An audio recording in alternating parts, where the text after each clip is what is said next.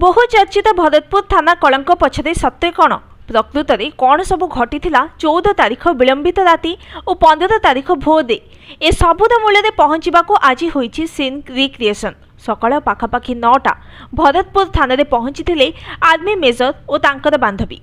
पूर्वर सेठी उपस्थित थिले crime branch inquiry team. Major को किए और केमिति सेल भितर पुराइला, तांक बांधवी को केउठु किए घोषाड़ी घोषाड़ी नेला, बांधवी को किए माड़ मारिला, थाना आईआईसी केउठी छिड़ा होइथिले, ए सबु गोटी गोटी करी बखाणी थिले पीड़िता। सेठी ए सबुदा वीडियो रेकर्डिंग करिबा परी सीधा बाहादे थिले सुंदरपुर स्पॉट। पुलिस और सेना अधिकारी सुरक्षा बलय रे मेजर और तांक बांधवी घटनास्थल रे देखाइथिले केउ पटे थिला उभय पक्षंक कार।